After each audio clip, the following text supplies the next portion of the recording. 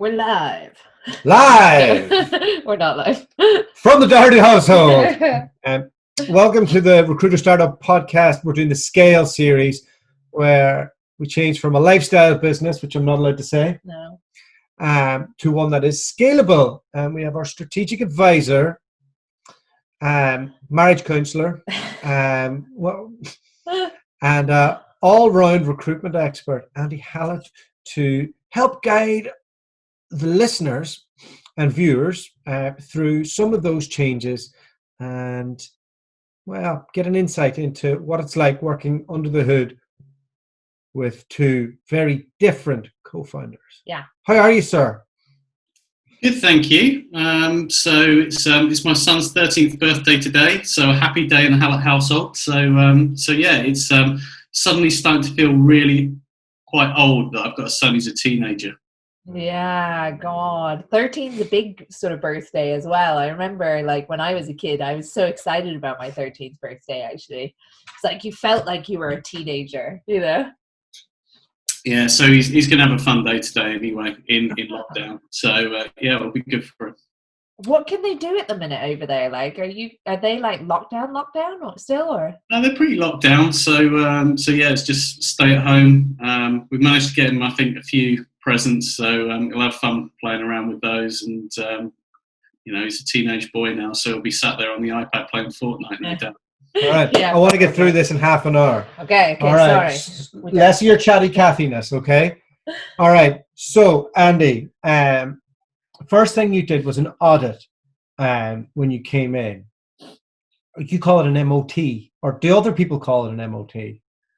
No, it's a basic thing that you do when you come in. Take no assumptions about anything. So if you're going to work with people, you've got to really fully understand everything that's going on, and you've got to go in with very open eyes to everything you might find. So don't assume. So when you go in, you ask lots and lots of questions. You understand level of capabilities in areas. If you're going in and you're working with teams, you understand what the drivers are, what the dynamics are, and yeah, really you need to get to there's a checklist of all the things you need to go to that is quite instinctive around all of the things that the moving parts within the business. And if you don't understand all the moving parts, it's very difficult then to understand what direction the business can go in, how it can scale, how it can grow. What did you learn about us? So I learned you have an interesting dynamic, and to viewers and listeners, the only way I can describe it is like driving a car at absolute full throttle with Charlotte pulling the handbrake. So you're going to go in the right direction eventually, but it's very tiresome, and you're doing a lot of damage, and there's a lot of wasted energy in that sort of whole push. Kind of drive with a clutch on, isn't there? Yeah, exactly that. So typically what will happen is you'll end up steering in the right direction in the end, but there'll just be a lot of wastage around it, and that whole sort of push-pull dynamic, is what has made you successful in what you've done so far. But that then is a lot of effort wasted in what could be channeled in a much more positive way. So the way I'd sort of look at it is you're almost on a sine wave there. So the idea is if we can flatten that, and actually so you're taking less time to get there, then that's a very positive thing. So yeah, that was my first observation. That's a good analogy. I like that. That's pretty spot on. Yeah. What backed up you? What information did you then get that backed up that was right? Well, the thing was, rather than speak to you both, I spoke to you individually, and what I found was that you weren't aligned on what it is you were seeking to do. So when I both asked you what you wanted, first off, you didn't get the same answer, and secondly, I still couldn't work out what you actually wanted. Okay. So part of that was, before you can work with any team, you've got to find what the vision is, what this is, if it's successful, what it is, what the purpose is, and how we get there. So for me, the first thing was to bottom that out, because without that as your guiding principle and what you're driving to, you can't really achieve much else. Yeah, definitely. What was Charlotte's vision? Because I'm still not sure. I'm not sure I was sure. I think her vision was basically to not let you go off and have a crazy one. And I think your vision was to not let her constrain you. So it wasn't really a vision. It was more a sort of, I want to say daily fight. That type of, it was that basically. So I kind of basically wanted loads of money, but without actually spending any money. yeah, I think pretty much. Yeah, Yeah. that sums it up.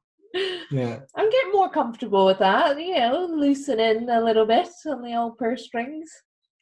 Okay, so step one was to pick a vision. Yeah. And what that means for each person. Yeah, so with you guys, it was really, okay, we want to do this. And it's the typical thing. When I used to interview people for recruitment, I used to come in and they say, what do you want to do? And it's like, I want to earn lots of money. Okay, how much? And then they come up with some number they wanted to hear. How are you going to do that? And what are you going to spend it on? And what happens if you don't do that? And you need to ask around all of those things. So you had an idea of what you wanted, but it wasn't firm, it wasn't tangible. Now, it doesn't need to be a number. A number's helpful because then you can work back from that in your investment decisions. It could just be, this is what we want our life to be like. And actually, again, you can work back to that. But until you actually commit to that and actually agree that's what you both want, then you can't move forward. So a vision or a goal or where you want to get to needs to be like a constitution. Okay, it needs to be set. It's very difficult to be changed, and there needs to be real reasons why you change. Obviously, how you get there will be different, and you can write laws around it, whatever, to get around it in certain ways. But fundamentally, this is locked. Okay, and that's what you need to drive towards.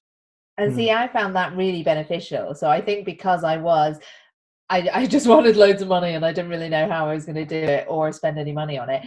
Like once we did that, like that for me has been so beneficial, because even now, whenever I think of any decisions when we're looking at our business and stuff, I'm always kind of now reflecting it against, okay, well, if this is what we want, this was the strategy, this is the vision that we've nailed down, is that a step closer? Is it a step backwards? Is it a step sideways? And if it's not a step closer, I'm a lot more like, oh, well, we need to figure out why we're considering it. It's been, I found it really beneficial. I found it really beneficial to get her on the same page. And because there was a world before Andy, and it was a lot of the time me saying like, let's do this, and then Charlotte coming up with the reason why we had to buy a house, or we're having another kid, or we were doing that, and then it would always come back to her accountancy of what's coming in this month, and then she would just bamboozle me with figures and with things that are coming in and all the rest. And I just add a caveat? It wasn't just can we do this? It was, can we do this 8 other things that are all in like differing things? Yes, I know, because you turn down every other thing. So to get aligned on that, and I think after you've had our second kid and had a year to get back into the business, you went to Santa Barbara, you realized that, okay, you've probably achieved some of those like life goals that you had. Like, I wanted to get this done. You're a woman who likes to have things on her list. And so you've done all that, and then you've gone, okay, well, actually, I really want to get to the next stage. And to do that, I'm actually going to have to risk something. But we wanted to take that risk away. And that's why we wanted to get the audit done, first of all, so the vision audit and then the operational audit. But what I want to kind of get into is what does that look like in real terms, Andy? After you've set the target, you know what it is, you kind of know what the proposition is. And our proposition is very simple. We want a media-led business that'll help do the business development and win business. We want to use our sourcing team and build out that function to really free up the recruiters to be able to be awesome and connect the dots and do all the candidate and client stuff that is high touch. And we want it to be fully remote. Yeah. And we got to those things, and we want those people to be able to build teams under them. We want everybody to be part of the journey. We all live happily ever after. Yes.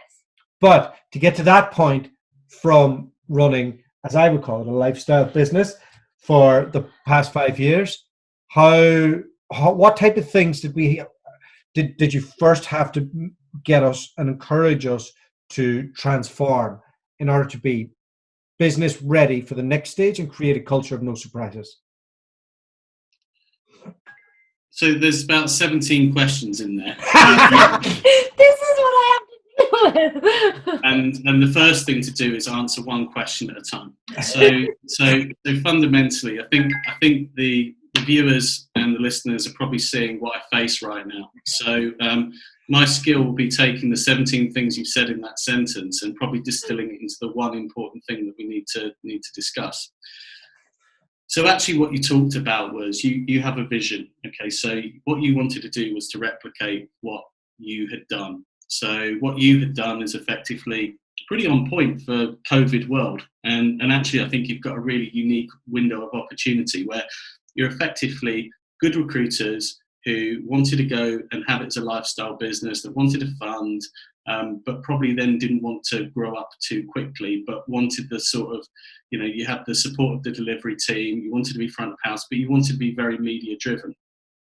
So, okay, how do we take that and how do we replicate that? Now, actually, one of the things that is important around the scale business is if we want to get to this number, we keep on anchoring back to this number, how are we going to do this? Well, we need to make it repeatable. Mm-hmm. So we need X amount of pods, like you guys, that make this the number. And actually, they need to care about it as much and they need to think about it as much as you guys. So we actually took the DNA of your business and said, how can we replicate this? And actually, that's the difficult thing around fully understanding what you've done worked for you. It won't necessarily work for everyone else. So let's take the core of that and then really sort of work out what your proposition is. Now, I think what's been interesting for me is I'd describe you as a magpie doctor. Right? You go for the shiny things, okay? So what you do is you have a great conversation with someone. You think they'll be perfect for your business. And they may well be perfect for someone's business, but not yours. And actually, they may well be perfect for your business, but not your proposition. So, and actually, I think what we've done with all of the people we've interviewed and all the people we've gone through the process is they have to be the right person for your proposition. And actually, because you want this repeatable, they need to be great case studies for what works and how we can scale. So for me, it was around having the discipline of getting you to commit to what it actually is and it not changing on a daily basis. Yeah. Now, I think the other thing is on the flip side of it, with Charlotte, my challenge is that, looking at it on a very short-term basis sometimes. And, for example, when we get a dropout, okay, things just change. Like we did last week. We were closing down the business last week. We weren't closing down the business. It was and my whole thing is, right, okay, you're 10 years here, you're going to get knocked backwards and forwards. And if your plan is basically one dropout away from failure, 10 years out, you haven't got a plan. We need to go back and get the plan again. So it's having those things that, absolutely anchor. And it's easier from the outside. So, and what I'd say is when you're there, when you're having to bill, when you're having to do fees, it's a completely different world. When, we're in the environment we're in, we're cash hungry to keep the business going. We're worrying about where the next deal is coming from. It's very, very difficult to look up. I think what I know is going to happen, the world will keep turning, business will come back. It's a case of how and when, and we take the appropriate tactics for the point, but the strategy doesn't change. Where you want to get to is still eminently achievable from the plan we've set out. Yeah. I find it hard because I've been so, on the accounting perspective, so focused on the cash amount, like cash amount. That's a hard thing to switch a little bit from. I know that I have to do it, but it's hard to do it. But cash is the lifeblood of business. But you've got when we've looked at it and actually looked at the data, you're not going out of business. And you've got relevant. Obviously, the listeners and viewers won't get the brass tacks and the details.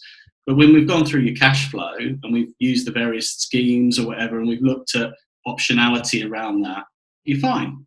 Okay? Yeah. So So actually, it's then right. Okay, well, actually, that allows us then to focus on things like profitability, because you can take very short-term decisions now that can cost you a lot in the long term. So actually, understanding those investment decisions and being accountable for those investment decisions now, you have choices and you have options. And I think being able to take that longer-term view around cash has empowered you. Yeah. It So has. now break off. Yeah. I mean, I have to admit, doing the work that you've done with me on She's cursed you a few times. yeah, I have cursed you a few times, but the work that you have done with me on sort of that view, you know, the P&Ls and everything like that, and getting that, you're very nice to accommodate my still wanting to have the cash element in, but you know, it has helped me to go, okay, like not to be as fixated on it, you know, whereas before I was very fixated on it, and also just kept telling Dualta that we had no money.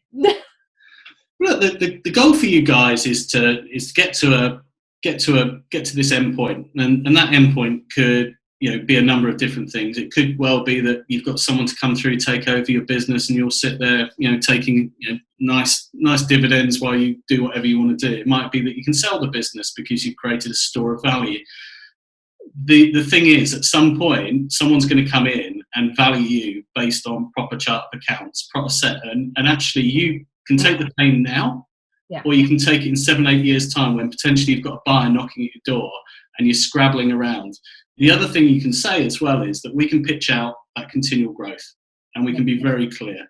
And actually, by having that as well, you look like an organised business, being able to show your compounded growth, you know, for a number of years, etc., etc. So, and what I've tried to do is get you to act like a big company, because you're telling me you want to be a big company, and actually it's the behaviours and it's the actions that determine, not your words on that. So actually acting like a big company will force you to do those right things. Yeah, absolutely. And especially because we will at some stage want to go for investment to kind of accelerate things along. Like, it is, I think, really important to have it done right from the start so that, you know, we're in the best position possible. Yeah, I mean, it's little things like, you know, getting you with proper accountants. So, and I guess if you've never looked at that before, or knew what was achievable. So for me, getting you onto things like Xero, so you can integrate it into CRM, so you're not spending. So we can do cash forecasting, so we can do P&L variance. Do you know your average debtor days? No. How long do you think it takes you to get paid an invoice in rec to rec? Well, most of the time we get paid like pretty well. Either that, or people just ain't paying, and then you got to send, you know, good old backdoor Barry round. 74 days. What? No way. But that's including. That's insane, is it? That's your average debtor days. So, but this is the thing. So once you start to understand that, and understand actually that's a real figure, that's a real number. And actually, we set targets around this. So we're going to move our debtor days down to something more normal. Then, you know, that can be transformative, because you're getting your cash in quicker. Therefore, you're able to invest. So all of those type of things. Or we can look into invoice discounting, things like that. So all of these options, once you start getting the data into, you know, a reasonable chart of accounts, understanding where you're going to have your cash troughs and peaks, etc., understanding, you know, where you've got to take money out of the business to live, let's be honest. So all of those type of things, if you have the data, you can make decisions on. Yeah, the data element is just really key. I think that's been, especially with the system, the new system as well, Vincere, that's been so nice. Kind of startling at times, probably, but just great to have the visibility on it, you know. The other piece, so over the coming weeks now, we're going to do a specific episode on accounting. We're going to do one on ATS with Vincere. So you guys are going to... That's booked for Thursday. You guys are going to take the lead on that.